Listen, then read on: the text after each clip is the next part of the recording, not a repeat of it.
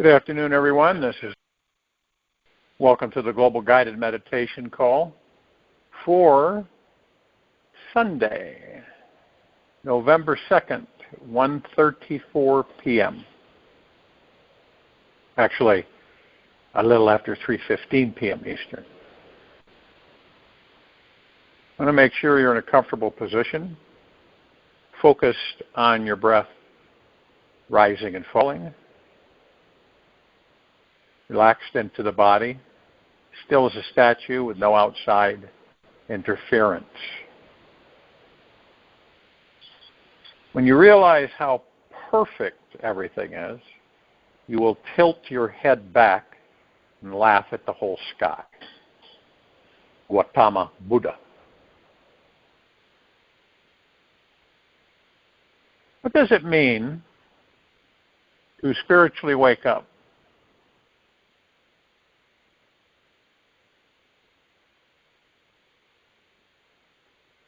Usually when I get that presented to me, I look at them and immediately curious about who it is that is not awake. Awakening is a radical responsibility to our inner universe. We notice how every thought is shaping our reality, and every emotion becomes a messenger from the infinite. We stop fighting life and begin exploring every little detail of it with a very sacred curiosity. Awakening is about surrendering your ego over to a higher power.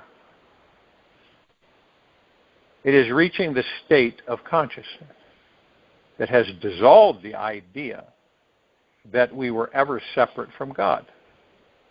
And the reason why it's so challenging to find it is because we never lost it. We were never disconnected from God. We only imagined and believed we were. The mind is truly that powerful. It is in this perpetual outward search for connection that causes us to miss the divinity inside us right now. You could say that the mind is creating disconnection from God. It alone would be enough for you to sit with and unravel the rest of your life. Just giving it one radically sincere moment of turning inward and total honesty can ignite a lifetime of awakening and dissolve years of spiritual searching in an instant.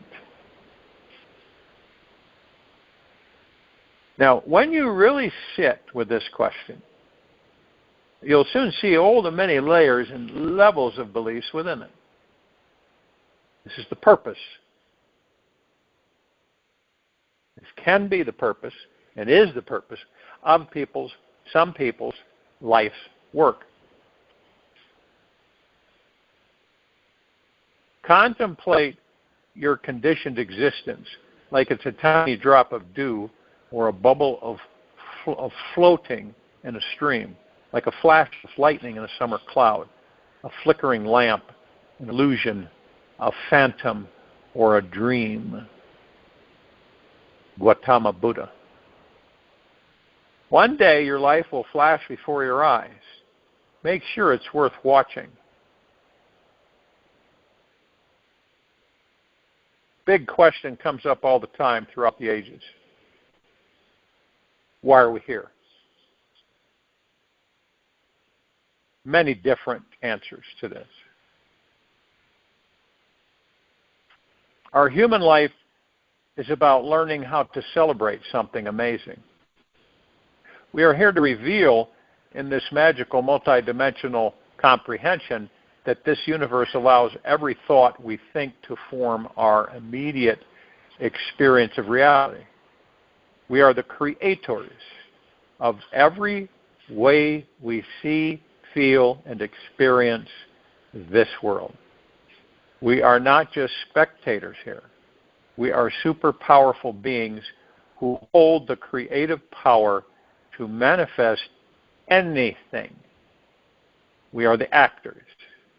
directors, producers, and the audience watching the movie of our lives. What's amazing to see is how this universe clearly responds to those who have realized this all-empowering truth and are living it. As we step into a greater clarity, we improve our attitude and elevate the frequency we are broadcasting to the world. We are always shaping the quantum field around us with the beliefs we hold true, the emotions we choose to embody, which creates the vibration we radiate into this world. So basically, how we see our inner world, the relationship we have with ourselves, becomes the living blueprint that magnetizes the outer world into form. The moment we elevate our inner state by accessing 5D, fifth-dimensional, fifth-density consciousness, we step into deep gratitude, exuberant joy, or elevated bliss, elated bliss. Our lives begin to reorganize around that frequency. We can literally watch our entire reality shift to reflect a brighter, more positive world. Reality bends to the consciousness that perceives it. And as our awareness expands, our energy rises with it. And the universe naturally reshapes itself to mirror that higher state. This world is a mirror. It reflects back to you what you are. If your mind is pure, the world is pure. Transform yourself, you transform the world you see. Ramana Maharishi. Stop trying to change the world. Love the world. That changes everything. So why is this universe set up this way? Consciousness is the source of creation itself, and we are never separate from it. We are pure awareness, untouched, untaintable, and unchangeable. We are like sunlight that nothing can cling to.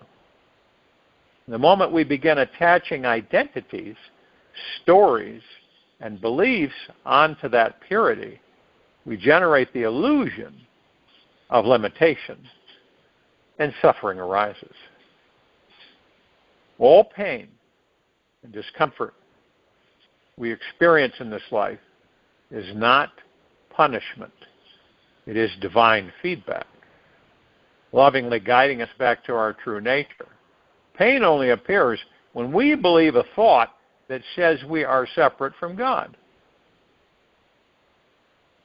As we awaken into deeper levels of realization, we begin taking full ownership of how we are the light, dreaming every dream. We stop feeling life is happening to us and recognize everything is happening for us.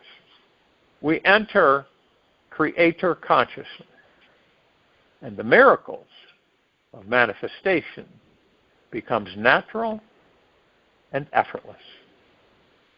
We are awakening when each moment becomes a sacred gift from God. Every challenge becomes a doorway to expanding into the truth of our infinite power. As we take radical responsibility for what appears in our lives, even when it stretches us, we allow more love, grace, and freedom to flow through our being. Resistance melts. We soften. We trust life as it sculpts our soul into its highest expression. Nothing ever happens to you. It happens because of you and for you. When you understand or comprehend this, you stop reacting and begin creating from the unshakable center of your own being. Nisargadatta Maharaj.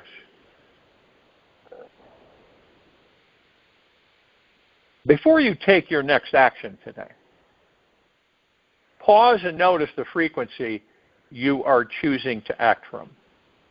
welcome the feeling that you are in as a sacred messenger from God. Speak to it. Ask it what it needs to have more gratitude for life. Greet every sensation inside you as God in disguise. Celebrate every sensation as a miracle and watch how the rest of your day unfolds. And the deep secret to awakening is finding gratitude for every single thing in our lives. For every being, belief, action, and attitude we have ever carried, because each one has shaped the path that led us here. In this space, we begin to feel that consciousness is endlessly creative, and every thought we choose to believe waters a seed that will manifest into form. This world is the fertile field of our soul, mirroring the frequency we hold and the truth we embody. So take this moment to move from mental comprehension to deeper embodiment. Close your eyes. Breathe slowly into your belly. Imagine you are receiving the golden light that is always radiating from the heart of God into your heart. With each exhale, welcome and feel the undeniable divine aliveness moving through you. Keep breathing and feeling until you experience a real moment of release or peace. Rest in this peaceful presence. This is your true nature. You are not learning how to become the light. You are simply remembering that you already are the light. This world is nothing but a projection of the mind. When the mind becomes still, the world also ceases to appear as separate from you. Realization is simply to see that you are the source and essence of all that is. Manmarishi. So when you look at our journey, which is endless, and you begin to discover that, and you can never say this enough or never state it or quote it enough, all of us, every speck of existence, and we enter these baby bodies, the baby bodies mature, and all through that time we're given information, okay? That forms our perspectives, attitudes, how we think, what our beliefs are. And all that information, all along the way, we are creating our lives. With that information, we create our lives. Makes a lot of sense, right?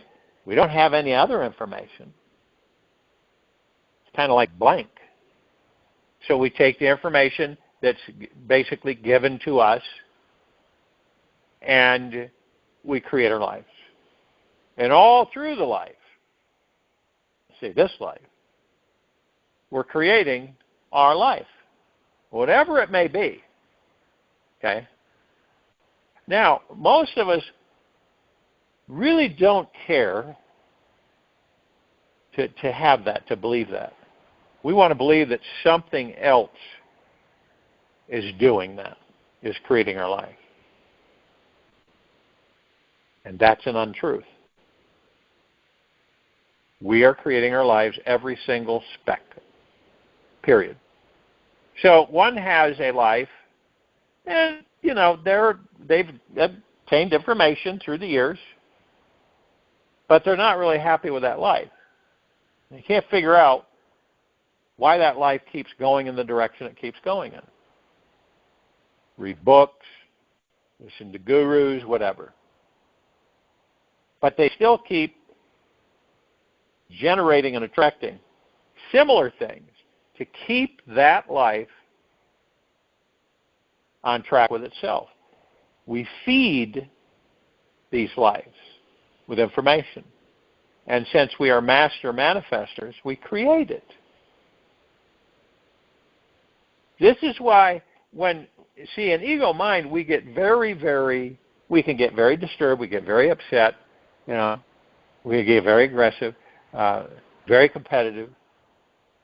We're thrusted into the material physical world fully, and that we want and have and get, which is fine, but not to the point where it takes us over.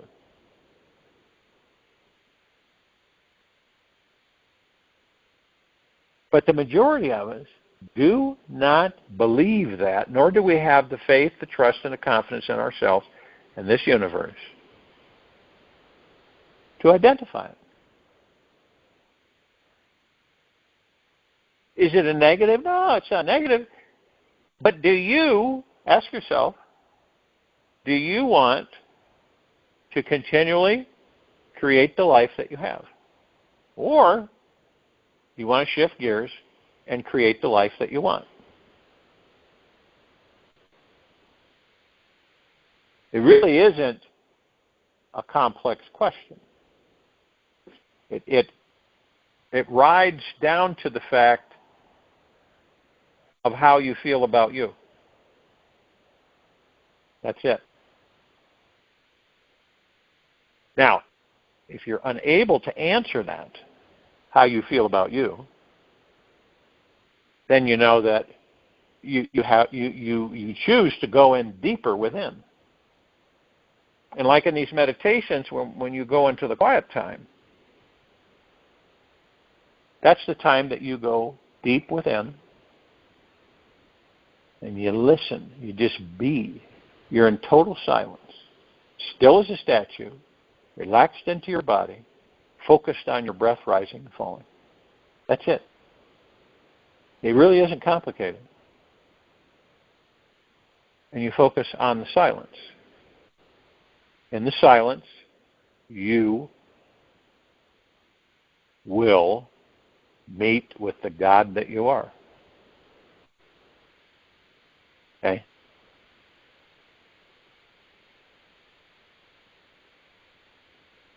Because sooner or later, all of us are going to recognize that we are the God in the body and not the body.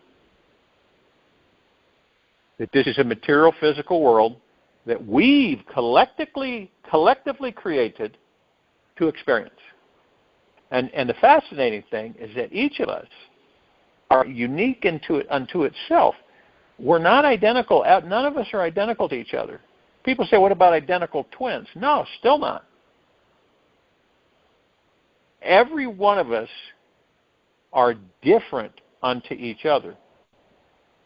So what you're creating is just what you're creating for you. Nobody else.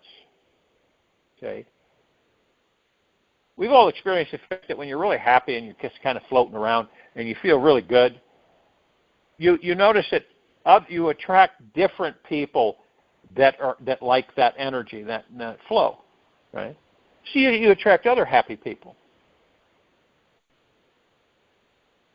But when you also notice that when you're down, or miserable, or upset or unhappy, you attract those kinds of people. If you're in a situation where you don't trust anybody, you're going to continually attract people and situations and things where you will not trust them.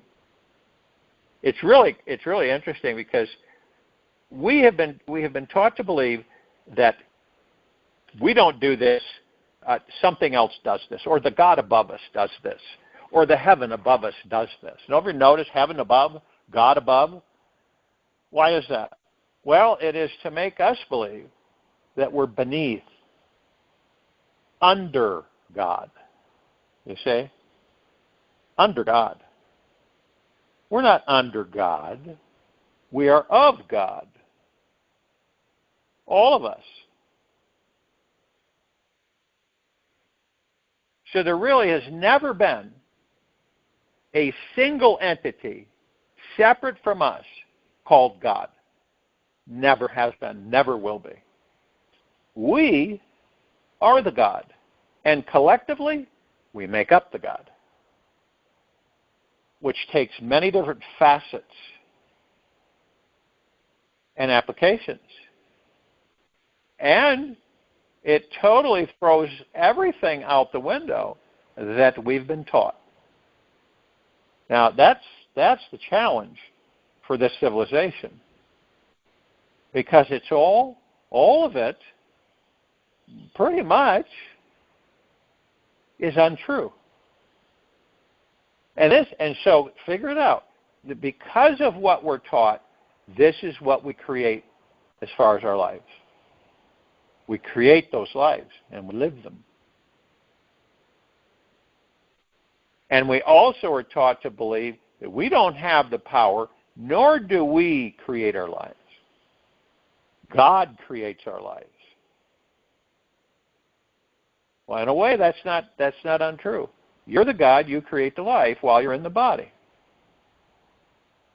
And that life is all yours. You do anything you choose with it. You want to live a happy, peaceful, content life, obviously with some adventures in there and everything, create it. But see, the doubt factor is there from the ego mind. So when you create it, why doubt it? That's why in meditation, this is when you request what it is you want, because you're in heart-mind. See, ego is filled with doubt, worry, stress, fear, anxiety, competition. It is. It's really fascinating, because when you step back and you watch the ego mind unfold and you see how it operates, it's a great teacher. Real good teacher. And then it shows you that, wait a minute, okay, so if I go over here and I create this through ego mind, what's stopping me from going over here and create through heart mind? You are. You ever had a fear come into you or overtake you? The fear of your power. You ever had that fear? It might not be defined that way, but you get that fear of being very powerful. And since most of the pieces of that puzzle have not been located and snapped into place, it's an unknown, right? And where does that fear come from? It comes from ego mind. Fear of being a powerful, omnipotently powerful, supreme, manifesting, abundant being that never dies. And while in this body, what do? We create life. We create our life. Have you ever watched somebody or experienced somebody doing something or whatever, and you go, oh, I wish I could do that, or I wish I would experience that? And lo and behold, you end up doing it, but it doesn't look the same from the inside out as it did when you were looking from the outside in at that particular being.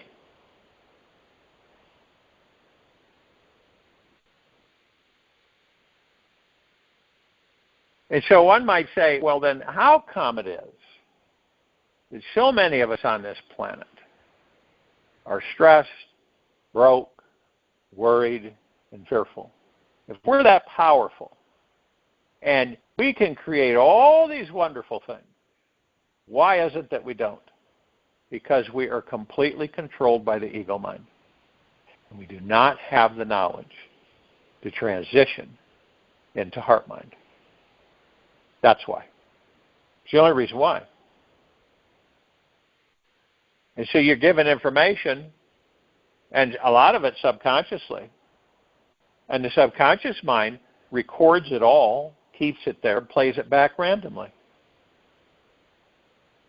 So you you have the opportunity, okay, to circumvent that, basically transition more and more to heart-mindedness and less ego mind. There's no tug of war. There's no battle, right? There's really no conflict. You've just decided to transition into heart-mindedness. And you say to the ego, follow me, and I will lead you into peace. Okay? And that has to come from your heart mind, not the ego mind. Can't be ego mind to ego mind. It comes from your heart mind to your ego mind. Follow me, and I will lead you into peace. The ego mind goes, well, get curious, right? The more you practice peace with yourself, the more the ego mind starts to see this. That's what it seeks. That's its ultimate goal, to find peace. And ironically, in today's directions, it never ends up finding peace. And so then you leave the body in that life, and then you'll come back and you'll incarnate into another body, another life. Will you inherit ego mind? Yes, sirree. And you will get more information? Yes, sirree. And what will that information do? It will direct you mostly into ego mind.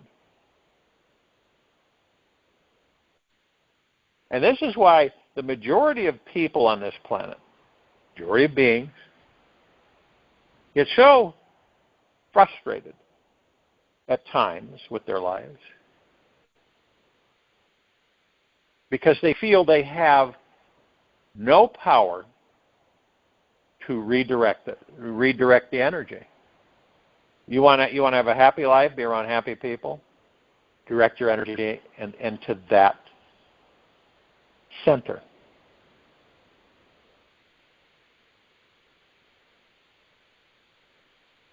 Doesn't it make sense? A God comes into the body to experience the body and life, and the God creates the life, all of it, to experience. Also throws in unknowns and little surprises here and there that blows you away. We sure as heck wouldn't create a life that was just plain vanilla, and there was nothing there to spark us. It'd be like a bunch of mud slugs in the mud swimming around. So it's up to us, each of us, to discover the God that we are. And the only way we can do that is within. You can't do it any other way. You do it outside. We've tried that for eons. We've done it for eons and we haven't discovered it. So what happens is that going within through meditation, and then you get to the point where you can meditate during the day. You can do a walking meditation. You could do a laughing meditation. You could be at the grocery store and do a laughing meditation or a meditation at the grocery store. Okay. Remember, you command the breath, and the breath is God. Well, how do we know that? Well, you ever notice when someone gets really, really upset and they're hyperventilating, say, slow down and breathe. Take a couple of deep breaths. Right? And not all the time, but a lot of times, that calms the body down. Now, most of us, we are so preoccupied with things outside that we are not focused on our bodies, and we're not focused on our breathing. So most of us barely breathe. We barely breathe because we're not focused on our breath. Why the heck should we be focused on our breath anyway? Right? It'll breathe. The body will breathe for itself.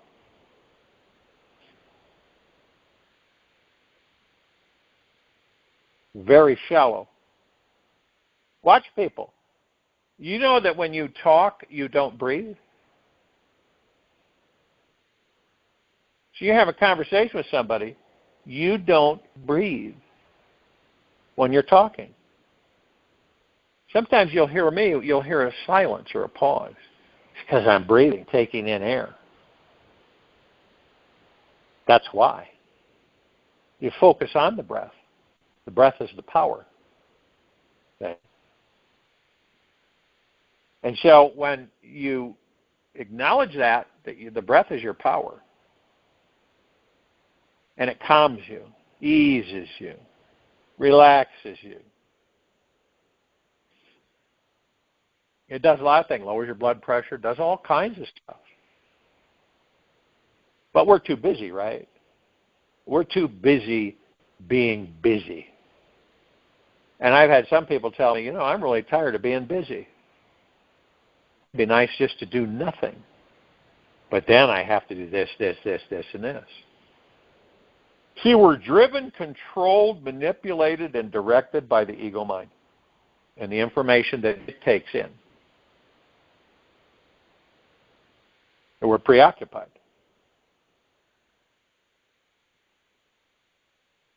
And the majority of us on this planet, in this very now, are focused on what they don't want. Isn't that amazing? That's fact. Billions of us focused on what we don't want. And what happens? We get it. Do we correlate that? Do we connect the dots with that? Some do. I'm going to stop thinking about things that I don't care to have. See, I use don't care to have. It's a different frequency. You can feel it. But I don't use don't want. I did for a long time. And then I realized what I was doing and how I was forming my life and creating. I was constantly looking at things that I don't want. Now, I didn't immediately pick up the fact that I keep doing this. I'm going to bring in the things I don't want, and they're going to come into my life. And sure enough, they did. So then I turn around and say, okay, I'm going to focus on what I want. No matter what's going on, I focus on what I want. And see, when you give your trust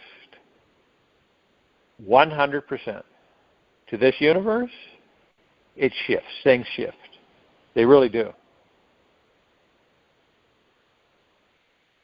Because remember, you're the universe is you. You're the golden ocean, and the golden ocean is you. You're the mountains, and the mountains are you. Literally. Not figuratively.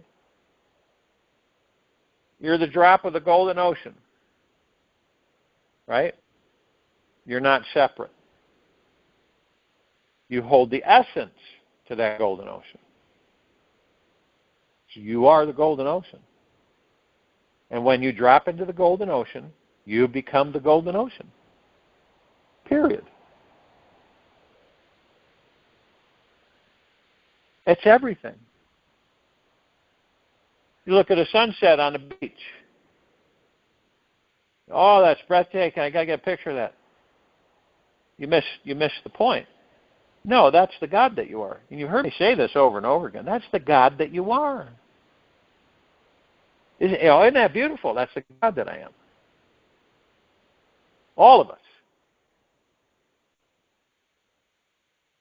Moving into reverence of oneself, love for oneself,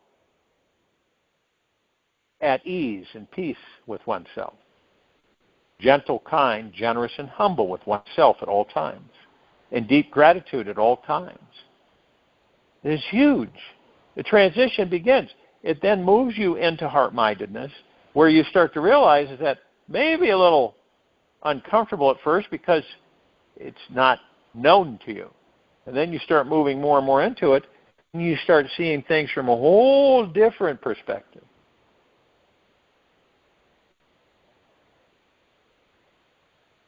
The only conflict on this planet, right, comes from where? Us. We create it. We create it.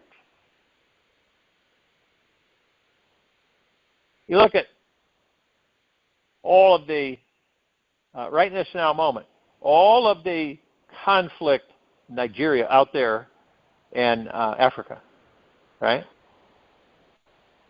How does that happen? Why does that?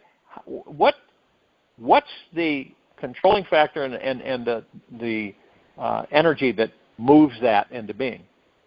Collectively, we do. Okay. Of course, some of us are looking there and saying, "Oh, that's horrible," blah blah blah blah blah. But you're then sitting there saying, "We shouldn't have that on this planet. None of it." But again, it is the influence of the ego mind through information that is transferred to each and one and every one of us on this planet at all times by others. That's it. That's how it works. It forms us. It creates our personality, our character, and our belief mechanisms, and what we believe we create. What would happen if you believe that you are the God within that body, and while you're in that body, that body is a super manifesting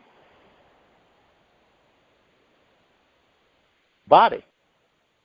And you can create anything you desire, and you can create anything you don't desire. And that can't be stopped. We do that 24/7. We're always creating 24/7. We never stop. That's something that we are. It's part of what we are. We're pure, deep, eternal love, highest frequency in all that there is, ever has been, ever will be, ever, beyond, and forever. We are eternal beings.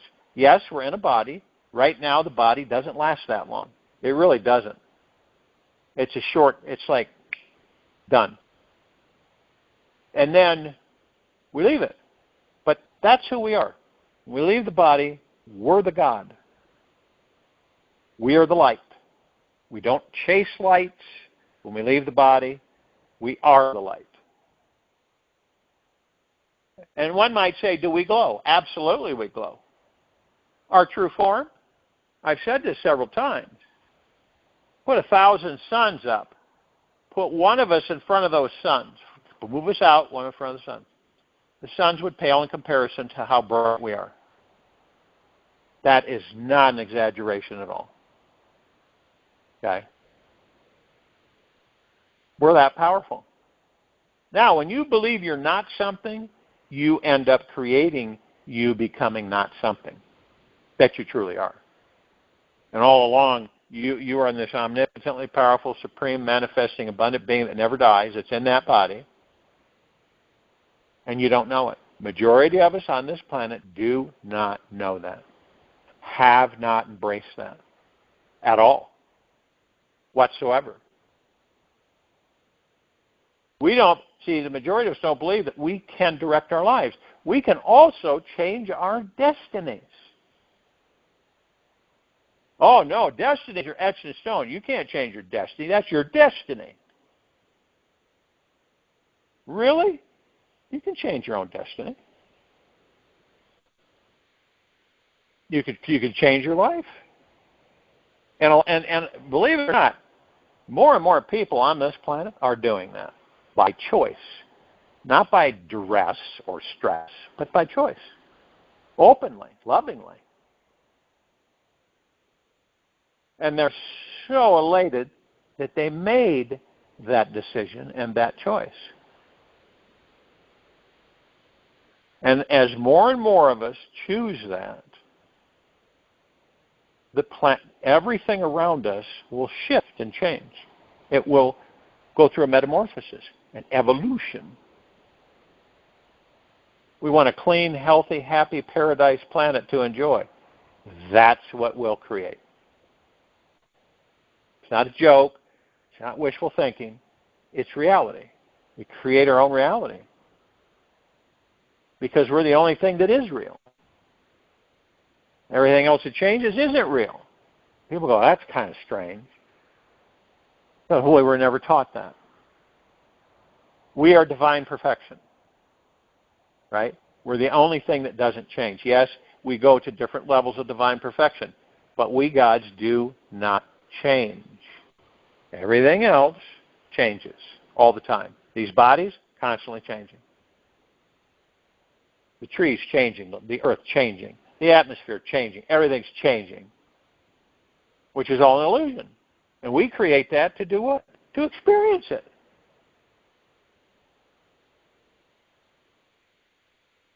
I'll join you in a meditation. I'll return to close us out.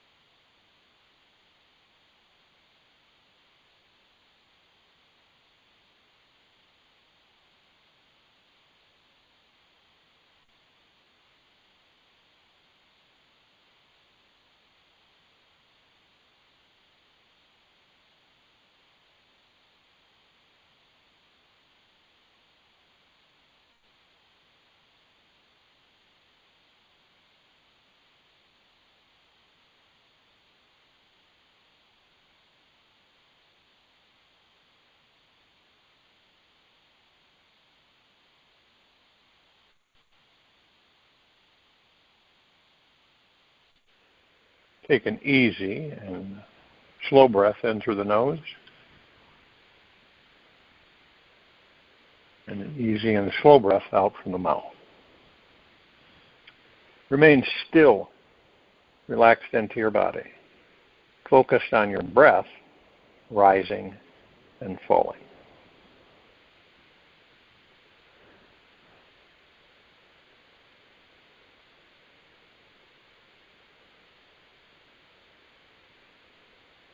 Every day, human suffering has become normal. This is caused by one basic thing: unconscious thought patterns and habits. Take this with you for the rest of the day, into the evening and night, or morning. We'll return here Monday, November 3, 2025. After 3:15 p.m. Eastern, to continue our global guided meditation call. Be gentle, kind, generous, humble with yourself at all times.